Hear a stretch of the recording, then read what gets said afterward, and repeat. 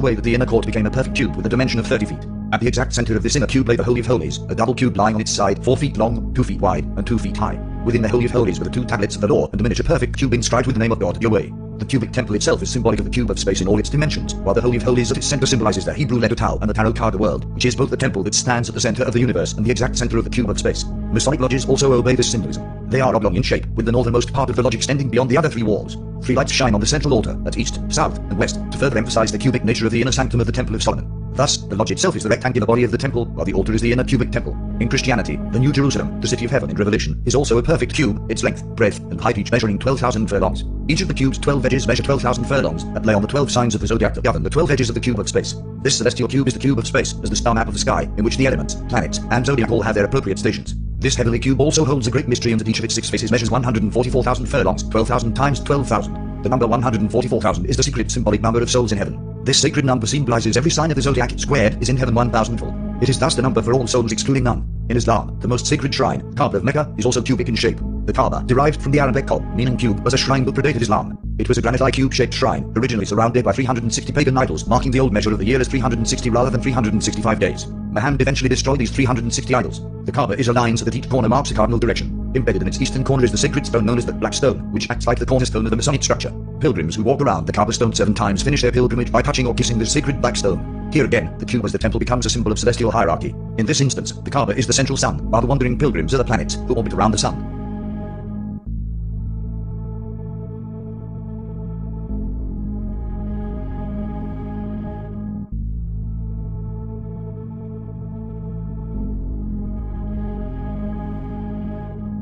There have been many incarnations of the mystery school tradition in the West since the Middle Ages. One esoteric school, the 19th century secret society known as the Order of the Golden Dawn, is closest in grade structure to the map of spiritual development outlined on the cube of space. In order to understand the initiatory grades of the Golden Dawn, we first need to understand their predecessors. The spiritual lineage for the Golden Dawn is shown briefly in the following timeline: alchemy, Hermeticism, Freemasonry, Rosicrucianism, Theosophy, and finally the Golden Dawn.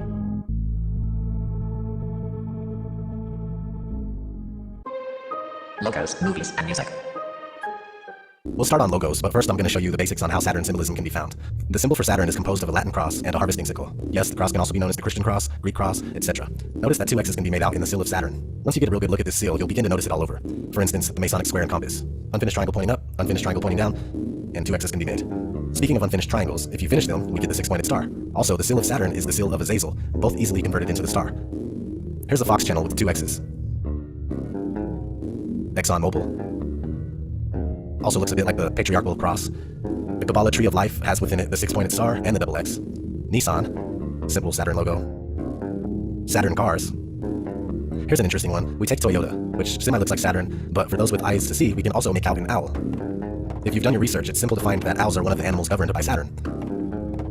Here we go. I made a video about cigarettes and the occult where I pointed out these traffic cigarettes as double X, but at the time, the in-your-face Saturn eluded me. All you have to do is turn the box. We have DirecTV. This is the kind of simple Saturn symbol that I don't really point out. If you look up Saturn corporate logos, you'll find a video where somebody shows every logo that they could possibly find that has swooshes and half rings like Whirlpool, Burger King, Pepsi. It's trying to explain that. Look at you, that's Saturn. And maybe it is, and yeah, it probably is, to be honest, but the thing is pointing that stuff out is kind of like, for beginners, they're going to be like, I don't think so, dude. You're fucking tripping. So anyway, sometimes it's just put out there, like Sega Saturn. Looks a lot like the Orphic Egg, also known as the Cosmic Egg, World Egg, and Mundane Egg. It's in many ancient creation myths. Here's an ad for Sega Saturn. Head for Saturn. This one is my favorite. It's my personal belief that the elite do this to toy with people. They will zone in on names to use for specific causes. This is how I see this ad. Up on the top left-hand corner it says Ice Cube on Saturn. All I see is Cube on Saturn. In his hand is the console looking like a cube. I believe in coincidences, I've just never seen one. So now we have the GameCube. You can immediately connect this with the star of Saturn. You can also immediately connect this to the G that's in the middle of the Masonic square and compass. And here's what Wiki says about the G. Varies from jurisdiction to jurisdiction, but widely accepted as God or the Great Architect. Here's something I found in a recent book called Grand Illusion. The G in the emblem of the Freemasons represents the Grand Architect, and if you relate this to God, or Saturn, for example, who is depicted with a white beard as Father Time, or Death, in the same manner as Jesus, and all the other Saturn, sun gods, it is therefore appropriate that the Grand Architect in the Matrix movies had a white beard. He also sat in a circular room with televisions that monitored the lives of every individual in the same way God is omnipresent, or how Santa, the man with the white beard, associated with the Celtic god Odin, can see you when you're sleeping, or how he knows when you're awake. Anyway, Gateway Computers, they got the cow cube, and that's like kind of hints at a bull. And finally, here's a website called blackcube.com. Their front page says, a select group of elite intelligence community veterans that specializes in tailored solutions to complex business litigation challenges. Again, go check that out. That's a crazy website. Now let's run through some movies. A few of the following images were found on this website, hollywoodsubliminals.wordpress.com. We have this Tesseract Infinity Stone, aka Cosmic Cube, Space Cube, and so on. It's in a few of the Marvel Cinematic Universe movies. Captain America, The Avengers, Thor, and also mentioned in the Guardians of the Galaxy, Iron Man 2, and S.H.I.E.L.D., the TV series. This website has way more references than I'm going to show you, but they pretty much mention any movie with a hexagon in it as well. A couple examples would be the Spider-Man and Cabin in the Woods. Got the honeycomb, 2D cube, whatever. Everybody can make what they want from it at this point, and you're not, but it could be a reference to the cube. There's only so many shapes, and people are going to use them, knowingly and unknowingly. Moving on. This is one of my favorites, the Allspark from Transformers. Let's listen to a little bit of the intro to the first Transformers movie. The things Optimus is saying are relevant. Before time began, there was the cube. We know not where it comes from, only that it holds the power to create worlds and fill them with life. That is how our race was born. For a time we lived in harmony, but like all great power, some wanted it for good, others for evil. Here's an Argus cube from the movie Super 8. There's a bunch of them, and they're parts of spacecrafts that assemble together, kind of like programmable matter. It's also interesting that the movie is called Super 8, being that 8 is relative to infinity, which is relative to Ouroboros, which is relative to Saturn. We'll get into that in a little bit. Here's Lamar Shawn's box, aka the Lament configuration, which acts as a door, or a key to a door that leads to a hellish plane of existence where demon-like creatures reside. An ongoing debate in the film series is whether the realm accessed by the Lament configuration is intended to be the Abrahamic version of hell, or a dimension of endless pain and suffering that's original to the Hellraiser films. We have the data cube from the movie Prometheus, honorable mention. Any Star Trek geeks in the house? Star Trek The Next Generation! Good, well then you'll remember the Borg and some of their ships being cubes. Borg are a collection of species turned into cybernetic organisms that function as a hive mind called the Collective. Here's a Borg ship passing by Saturn. Interesting enough, Saturn is called Sol 6 in Star Trek, meaning Sun 6, or Sixth Sun. Here's my other favorite besides Transformers, Sauron, from Lord of the Rings. Not only is Sauron strikingly similar to Saturn in name, but the title Lord of the Rings gives it away. Sauron is a giant eye, and supposedly the South Pole of Saturn resembles a giant eye. Looks like the CBS logo as well. And finally, fantasy and sci-fi movies have their own award ceremonies called the Saturn Awards. Teen Wolf from Masonic Television won one. Now let's go through some music and see some of Saturn's influence. Jimi Hendrix, South Saturn Delta. The Kren, Dreaming Saturn. Last Autumn's Dream, Saturn's Skyline. The band Rings of Saturn. Dante, Saturnine, with the MK Ultra Monarch butterfly. Luke, Les Enfants de Saturn, which means Children of Saturn. Forgotten Tomb, Under Saturn's Retrograde. No Doubt, Return of Saturn. Zoroaster, Voice of Saturn. Son of Saturn, The Saturnine. The Ghost of 313, The Saturn Return. Saturn Dust. Django, Born Under Saturn. Michelle, Saturn's Rings. Goldie, Saturn's Return. Here's a weird subliminal in Mike Jack's Escape album. Paul Weller, Saturn's Pattern. Prophets of Saturn. Saturnalian Temple. Saturnian. Saturno. Oh wait, this one's not a rock band. Saturno by Capital Initial. Saturnus, Saturn in Ascension. Brave Saint Saturn. The Korea, Saturnus. And Black Sabbath. Black Sabbath has to do with Saturn worship, and people have been arguing for centuries whether Saturday or Sunday is the Sabbath. Here's a page from a book called Saturday or Sunday, which is the Sabbath. Is Saturday the seventh day, according to the Bible and the Ten Commandments? I answer yes. Is Sunday the first day of the week, and did the church change the seventh day, Saturday, for Sunday, the first day? I answer yes. Did Christ change the day? I answer no. James Cardinal Gibbons, Archbishop of Baltimore from 1877 to 1921. Fraternitas Saturni. The Fraternitas Saturni, FS, the Brotherhood of Saturn, has become known to English readers through fragmentary descriptions which emphasize the sensational sex-magical aspects of this lodge's work, or else its darker, more satanic side. This is understandable in the light of the fact that the FS is, or was, the most unabashedly Luciferian organization in the modern Western occult revival, and its practice of sexual occultism perhaps the most elaborately detailed of any such lodge. The FS represents a unique blend of astrological cosmology, neo-Gnostic demonology, sexual occultism, and Freemasonic organizational principles. This grand synthesis was originally the vision of one man, the longtime Grand Master of the FS, Gregor A. Gregorius. Now let us look at some other material that I gathered on the Brotherhood of Saturn. The OTO itself gave birth to a number of offshoots and rival movements, such as the Fraternitas Saturni, the Fraternitas Rosicruciana Antica, the Ecclesia Gnostica Catholica, the Typhonian Current, and the Oil Templi Orientis Antica, a breakaway branch formed in 1921 which focused particularly on sex magic and voodoo. Ordo Templi Orientis, OTO, Order of the Temple of the East, or Order of Oriental Templars, is an international fraternal and religious organization founded at the beginning of the 20th century. English author and occultist, Aleister Crowley has become the best-known member of the order. Another organization, similar to the OTO with its Masonic structure, philosophy, and origins, is the FS, the Fraternitas Saturni, or Brotherhood of Saturn. According to Eldred Flowers, who wrote about this group from a sympathetic point of view, it is the most unabashedly Luciferian organization in the modern Western occult revival. Like the OTO and much of the Masonic literature, the FS also places considerable importance on Gnostic terminology and concepts. Flowers made frequent reference to Saturn gnosis, and specific sexual rituals were described. Saturn gnosis is the teachings of the Fraternitas Saturni, or the Brotherhood of Saturn, a German occult group dating from about 1930 and continuing after World War II. One essential feature of the gnosis was the sex magic adjustment of coital positions to match planetary movements. The Saturnians and Gregor A. Gregorius, the beast was a goat who spawned 1,000 young. Sects and orders based on Crowley's system, or inspired by it, have been numerous in the latter half of this century. The most stable and continuous of the groups independent of Crowley's direct legacy is the Fraternitas Saturni, FS, Brotherhood of Saturn, led from 1927 to 1963 by Gregor A. Gregorius, whose mundane name was Eugene Grosjean. PHFS appears even more eclectic than Crowley's systems, and it seems also to embrace the traditional symbols of darkness even more enthusiastically than the beast did. Saturn and Ouroboros. Sometimes the Ouroboros is related to Saturn and some people don't know why. Well, in some depictions of the god Saturn himself, he's holding an Ouroboros. Let's refer to some books for a better understanding.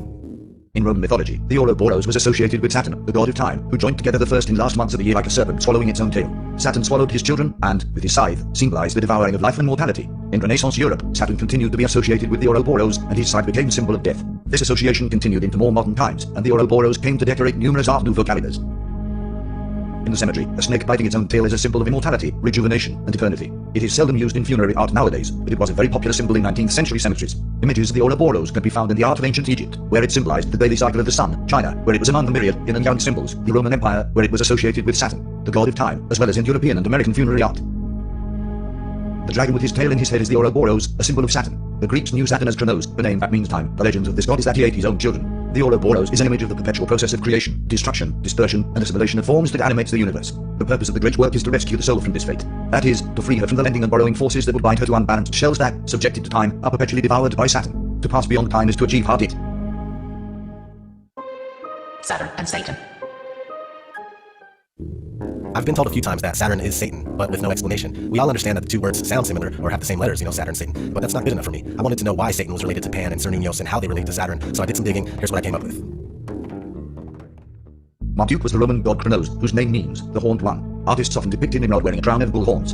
Kronos was also the Roman god Saturn, who devoured his own sons as soon as they were born. Eusebius recorded, the Phoenicians, every year, sacrificed their beloved and only begotten children to Kronos, or Saturn, and the Rhodesians often do the same. Saturn also serves man in the role of Satan, the tempter. When the vibrations of Satan combine with an egocentric personality, people often trade their souls for material possessions and temporal powers. In this respect, Saturn is symbolic of the structure of values which lead to evolutionary growth. Thus, Saturn is the bridge between the forces of universal consciousness. Sometimes, Saturn is referred to as Rex Mundi, the king or prince of the world. Jesus is also known as Prince, and when you look at other depictions of Saturn, the god is viewed as Father Time, and later as the Grim Reaper, because of his influence and control of time. Thus, human aging and the destruction that is brought about in the life and death of every living organism. Father Time is depicted with a long white beard, in the same way as Quetzalcoatl and other deities like Jesus, Zeus, Kronos, etc. And from the name Saturn comes Satan and Santa, who is depicted with a long white beard. If you tilt the planet Saturn on its side, you get one of the most ancient symbols of the sun, a circle with a dot in the middle. Since Saturn is in the astronomical house of Capricorn, it is also associated with the goat, and thus Saturn or Satan is depicted with horns in the same way as the bull and goat gods. Satan translates to adversary, and in the Old Testament was the name of an agent of God, sent to test the faith of believers. In that context, many people believe Satan, or Satanael, to be an angelic figure, one doing God's will, and not a fallen angel. Satan has been linked with many figures in Judeo, Christian, Islamic, and pagan mythologies, including fallen angel Lucifer, the snake in the Garden of Eden, the beast of the Apocalypse, the Islamic Iblis, the Roman god Saturn, the Greek Pan, the Celtic Cernunnos, and the devil. Capricorn was the house of Saturn, the most evil and wicked of all the planets. He is called the Great Infortune, and all that part of the zodiac within the signs of Capricornus and Aquarius was under his dominion. Saturn was also known as Kronos, or Time, which destroys all things, and, in the poetical and allegorical language of mythology, devours even his own children. The figure of Saturn with his scythe is to this day an emblem of decay and death. The sun, therefore, when he entered Capricorn, passed into the house and under the dominion of Saturn, or death.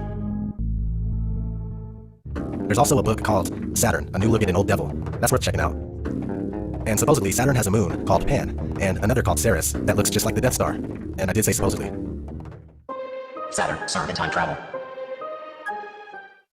So we've connected Saturn to Cernunnos, and it seems that CERN is a wink to Cernunnos. Saturn being the god of time, it would make sense if the people behind it are indeed occult-minded, which seems the case. In CERN's logo, we can spot 3 6s. On TV, we're seeing CERN-like machines with the capability of time travel. Anyone who has ever done the proper research would understand that Hollywood and mass media is but a branch of social engineering that often uses predictive programming. So what is CERN up to? It's mostly speculation, and I've yet to research it enough to really know, but with a machine or machines that big, the chances of a huge event that affects our reality go up a little bit. For more videos on the subject of CERN and time travel, check out Truth Media Revolution. As I mentioned in Chapter 1, Son of Saturn has Saturn videos packed with information. I had to watch all of his videos twice or more, but it was worth it. Thank you, Son of Saturn. And thanks everybody else for bearing with me. This was 3 weeks in the making. This was honest research from a non-religious and unbiased observer. I'm not pushing an agenda, and I'm not a shill or satanic just because you may not agree with my research. I'll leave you with one last fun fact. In palm reading, the middle finger represents Saturn.